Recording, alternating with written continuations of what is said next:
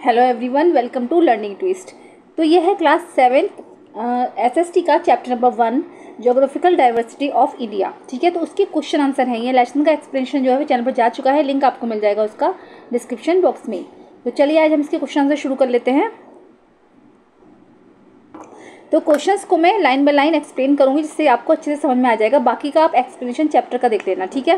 तो चलिए इसका फर्स्ट क्वेश्चन आएगा, what are some key geographical features of India. India के जो कुछ ज्योग्राफिकल फीचर्स हैं वो कौन कौन से हैं, जो की ज्योग्राफिकल फीचर्स हैं, तो मेन क्या क्या हैं। ओके, तो इसका आंसर हो जाएगा द हिमालयन माउंटेन रेंज। कौन सा होगा, सबसे पहले हिमालयन रेंज आएगा, Himalayan mountain range, the Gangetic plains. ठीक है, पहले माउंटेन रेंज आएगा नॉर्थ में, फिर गैंगेटिक प्लेन्स आएंगे, फिर थार डेजर्ट आ जाएगा इधर की साइड वेस्ट की तरफ, फिर Aravalli hills, the peninsular plateau, the Sundarbans, the Lakshadweep island and the Andaman and Nicobar island are some key geographical features of India. ठीक है, तो ये मैं बता चुकी हूँ, ये लेसन में आपको सब समझाया गया है। तो ये सारे जो फीचर्स हैं इसके जो मेन है वो यही है। इसमें हिमालयन से लेकर हमने जो है आइलैंड तक का अपना सफ़र जो है पूरा किया था, उसको सब पढ़ा था बाद में। ठीक है, चलिए सेकंड क्वेश्चन आएगा इसका, how does India geographical diversity affect our lifes. कैसे इंडिया की ज्योग्राफिकल डाइवर्सिटी है, जो विविधता है ज्योग्राफिकल, वो कैसे हमारी लाइफ को जो है अफेक्ट करती है। ओके, तो इसका आंसर होगा India geographical diversity plays a crucial role in shaping its climate. कैसे करती है वो, एक क्रूशियल रोल निभाती है shaping its climate, culture, lifestyle and food affecting our life in many ways. ठीक है, इसके बारे में डिटेल से पढ़ेंगे। जैसे कि क्लाइमेट है तो the Himalayas are cold, the desert are dry and arid. देखो हिमालयस जो होते हैं तो वहाँ पर सारे टाइम जो बर्फ़ पड़ती रहती है, डेजर्ट जो होते हैं वो ड्राई होते हैं, सूखे होते हैं, और एरिड होते हैं, बिल्कुल बंजर टाइप के होते हैं ना।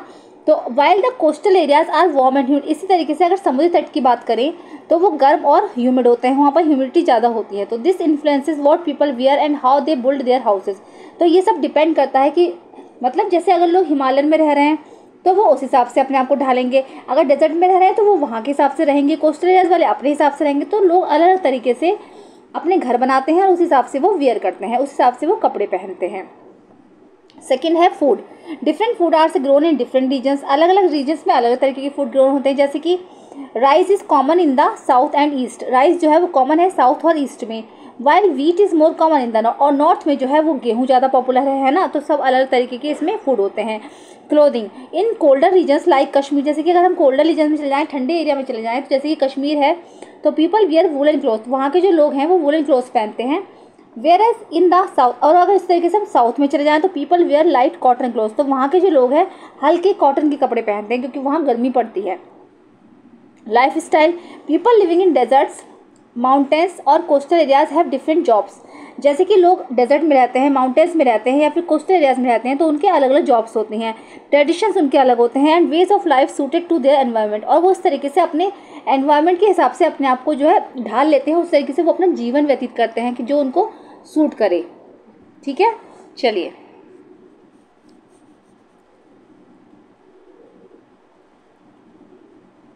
ठीक है, चलिए ओके।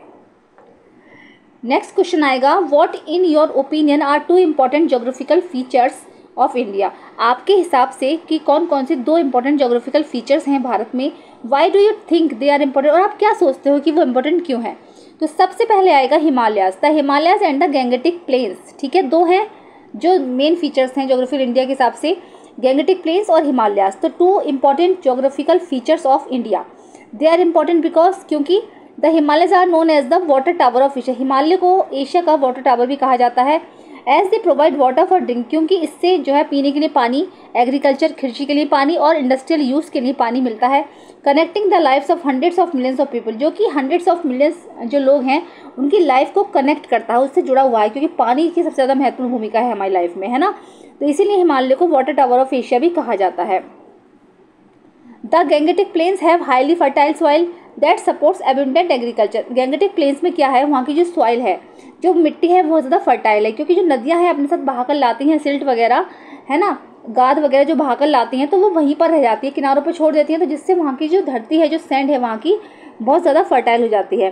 तो एग्रीकल्चर के लिए जो गैंगेटिक प्लेन्स हैं बहुत ज़्यादा इंपॉर्टेंट हैं। These plains sustain large population in plains में जो है बहुत बड़ी पॉपुलेशन निवास करती है। Have an extensive road and railway network, और यहाँ पर जो रोड और रेलवे नेटवर्क है वो बहुत अच्छा है।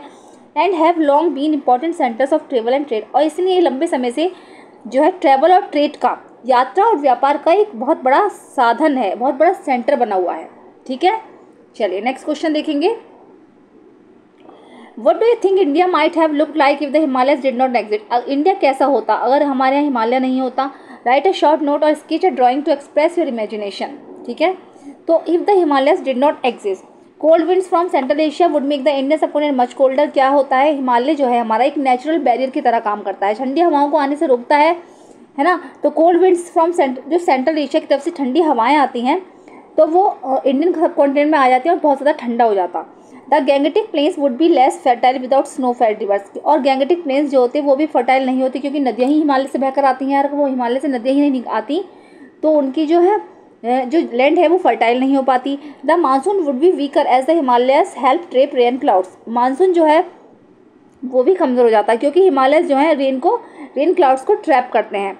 Much of northern and central India could become dry और डेजर्ट लाइक। ठीक है, नॉर्दर्न और सेंट्रल इंडिया जो होता है बिल्कुल एक डेजर्ट की तरह हो जाता, बिल्कुल सूखा हो जाता। India might have absorb more central Asian culture and tradition, और इंडिया में क्या है जैसे कि बहुत सारे एशियन कल्चर हैं, है ना, वो सारे फैल जाते, सेंट्रल एशियन कल्चर और ट्रेडिशन जो है फैल जाते। ठीक है, तो ये सब होता अगर हमारा हिमालय नहीं होता। थर्ड क्वेश्चन आएगा, India has been called a mini continent based on what you have read, why do you think this is so. तो यानी इंडिया को क्यों एक मिनी कॉन्टिनेंट कहा जाता है, अपने आंसर के हिसाब से, अपने जो सोच रहे हो आप उसके हिसाब से इसका आंसर दीजिए।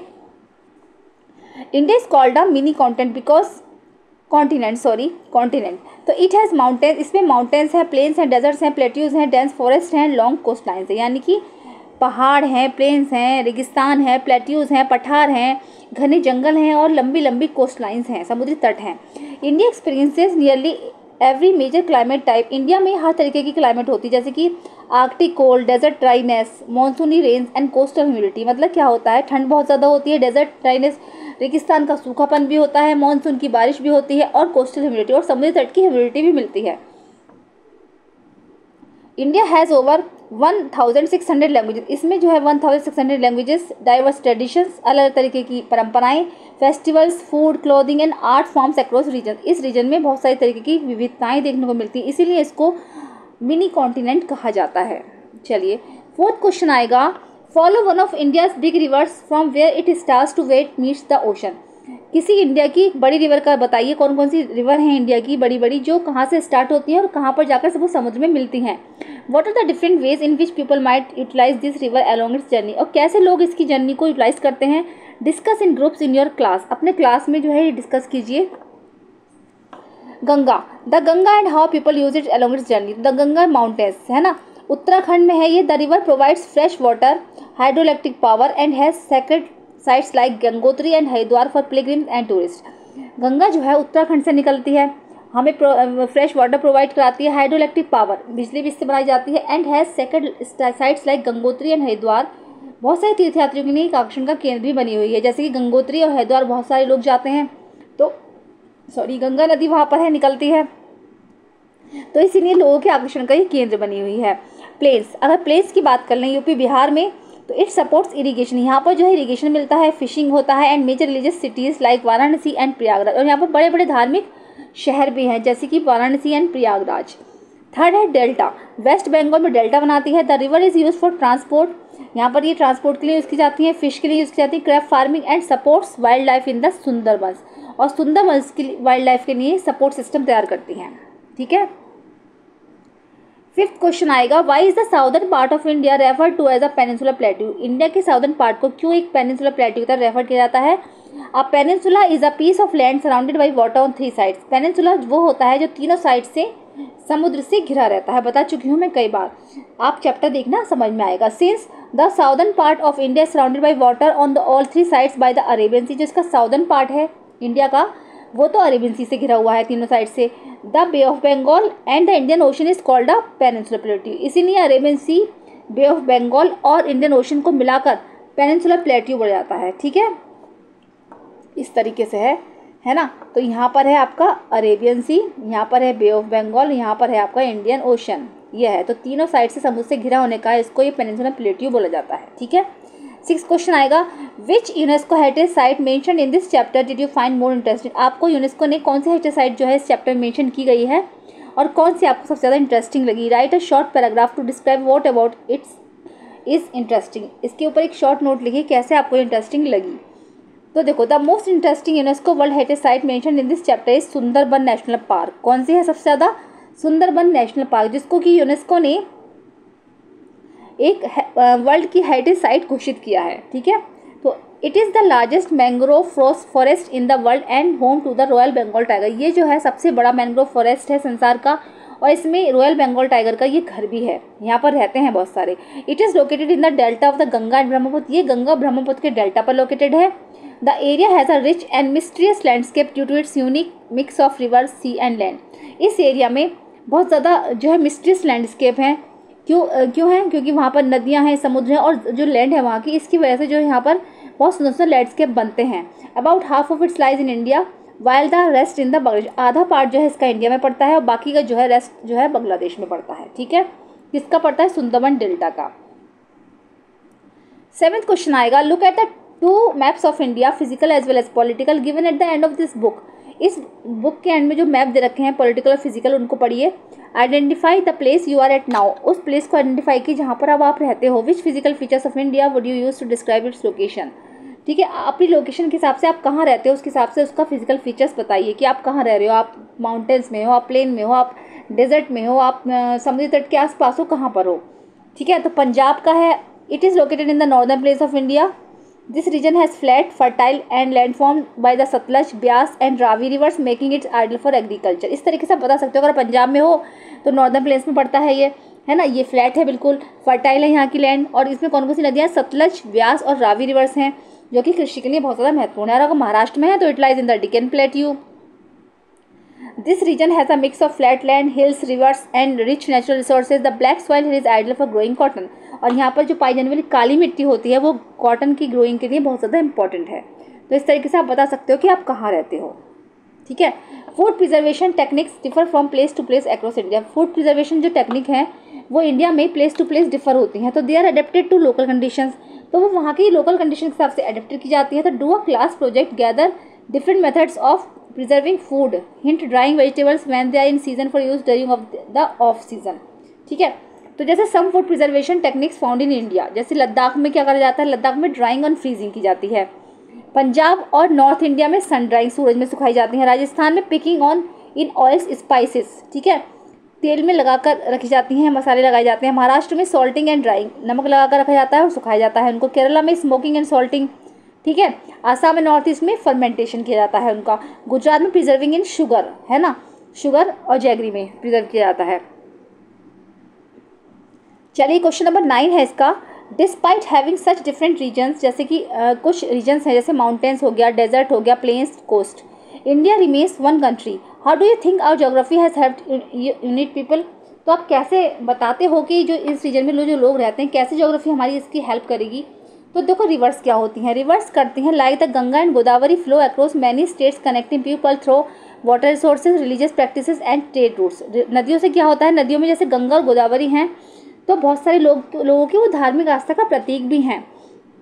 लोग इससे अपने फेस्टिवल्स करते हैं, है ना। और जैसे कि व्यापार का भी एक केंद्र है, इधर से तो जाते हैं, यातायात का साधन बनी हुई है नदियाँ, नदियों में जैसे बोट चलती है, शिप चलती है, इस तरीके से जो है वो लोगों को एक दूसरे से जोड़ती हैं।